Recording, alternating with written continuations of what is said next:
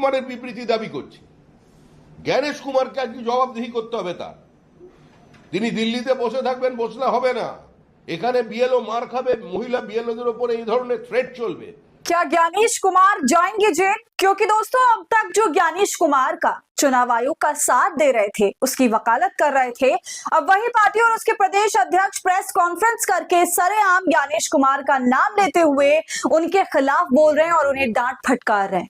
कैसे अब बंगाल में चुनाव आयोग बुरी तरह फंस गया है, इसके साथ साथ खुद भारतीय जनता पार्टी का चुनाव भी खतरे में है। और ऐसा हम क्यों कह रहे हैं? किस तरह भाजपा के ही नेता ने बयानबाजी करके एक नई चर्चा छेड़ दी है, सब कुछ आपको बताऊंगी इस वीडियो में, तो आप हमारे साथ अंत तक बने रहिएगा। नमस्कार, आदाब, आप देख रहे हैं खबर अड्डा और मैं हूं आपके साथ सुम्बुली रम। दोस्तों, इस पूरे विवाद में एक बात ये समझ नहीं आ रही कि बीजेपी ने चुनाव आयोग के साथ खेल किया या चुनाव आयोग ने बीजेपी के साथ। जी हाँ, ऐसा हम इसलिए कह रहे हैं क्योंकि बीजेपी के प्रदेश अध्यक्ष ज्ञानेश कुमार को नाम लेकर सुना रहे हैं। आप सभी जानते हैं कि इस बात की किसी ने भी कल्पना तक नहीं करी थी कि ये वोटर लिस्ट के शुद्धिकरण की जो पूरी प्रक्रिया चुनाव आयोग ने जबरन शुरू करी और इसे फटाफट करने का काम चालू किया, वो काम जानलेवा बन जाएगा, ऐसा किसी ने सोचा भी नहीं था। इसके चलते अब मुख्य चुनाव आयुक्त ज्ञानेश कुमार विपक्षी पार्टियों के निशाने पर हैं और इससे पहले तो थे ही, मगर अब ये एक नई चीज ने चुनाव आयोग को और भी ज्यादा बैकफुट पर लाकर खड़ा कर दिया है। वोटर लिस्ट में गड़बड़ी को लेकर पहले ही राहुल गांधी प्रेस कॉन्फ्रेंस कर चुके हैं, अभी भी कर रहे हैं। ममता बनर्जी उनको चिट्ठियां लिख रही हैं। अखिलेश यादव ने तो यहां तक कह दिया कि इलेक्शन कमीशन मर चुका है, कम पड़े तो कफन हम ले आएंगे, कफन उड़ा देंगे इलेक्शन कमीशन को। लेकिन अब तो हद ही हो गई। तो चलिए दोस्तों, ये सब विपक्ष की तरफ से जब तक सुनने को हमें मिल रहा था, मगर अब बीजेपी के प्रदेश अध्यक्ष न केवल चुनाव आयोग बल्कि ज्ञानेश कुमार को सुना रहे। तो क्या ये अब माना जाए कि एसआईआर जिसका खुलकर बीजेपी समर्थन कर रही है, इस मामले में उससे गलती हो गई?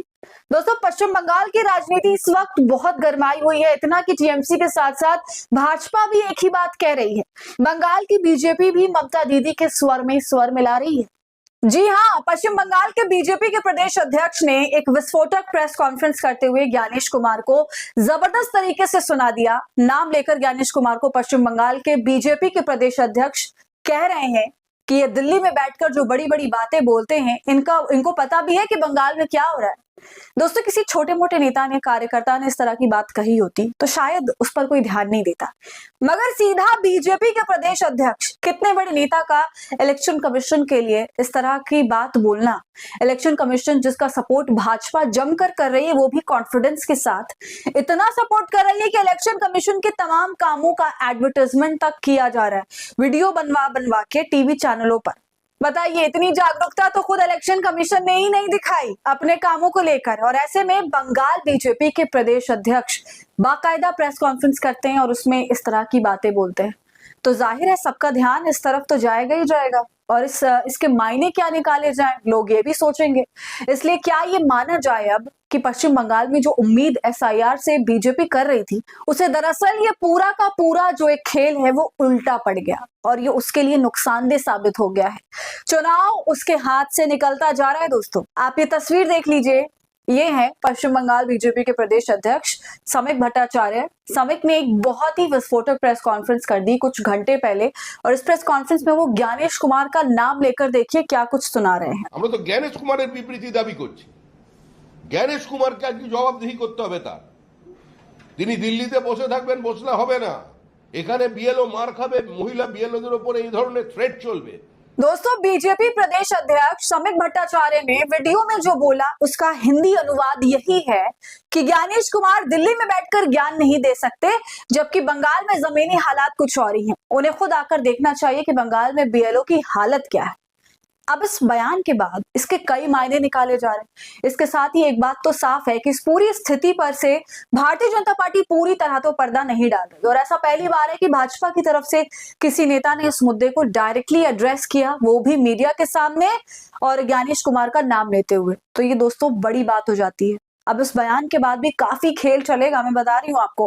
हो सकता है गोदी मीडिया इस बयान को भी कवर अप करने की कोशिश करे। ये भी कहा जा सकता है कि ये उनका व्यक्तिगत बयान था, पार्टी की तरफ का बयान नहीं हुआ। आमतौर से यही होता है ना, अगर कभी भी कोई भारतीय जनता पार्टी का बड़ा नेता कोई भी बयानबाजी करे जो पार्टी हित में नहीं है, तो उस बयान को इसी तरह से दरगुजर करवाया जाता है। खैर जो भी हो, मगर फिलहाल बूथ लेवल अधिकारियों की हालत वैसी की वैसी ही है जैसे पहले थी, जिसकी वजह से वो अपनी जान से हाथ धो बैठ रहे हैं, आत्महत्या कर रहे हैं, चुनाव आयोग के प्रेशर को हैंडल नहीं कर पा रहे हैं। तो आप समझ सकते हैं कि मुद्दा कितना बड़ा हो चुका है। मगर कितनी अफसोस की बात है कि चुनाव आयोग इस पर कोई संज्ञान नहीं ले रहा, ना ही विपक्षी पार्टियों के सांसदों के सवालों का कोई जवाब दे रहा है। जी हाँ दोस्तों, अभी कल की ही बात है जब टीएमसी के 10-10 सांसद दिल्ली पहुंचे, चुनाव आयोग के दफ्तर में धावा बोला, लगभग 2 घंटे तक तमाम सांसदों की मीटिंग चली, बातचीत हुई, मगर जितने सवाल पूछे गए उसका कोई जवाब नहीं मिला चुनाव आयोग की तरफ से। तो दोस्तों अब आप ही बताइए क्या लगता है, भाजपा के प्रदेश अध्यक्ष ने जैसे मोर्चा खोला है चुनाव आयोग के खिलाफ, क्या उससे कोई दबाव पड़ेगा या फिर वो सब कुछ सिर्फ बयान भर है? अपनी राय आप हमें कमेंट कर जरूर बताइए। वीडियो को लाइक और शेयर करें, खबर अड्डा को यूट्यूब पर सब्सक्राइब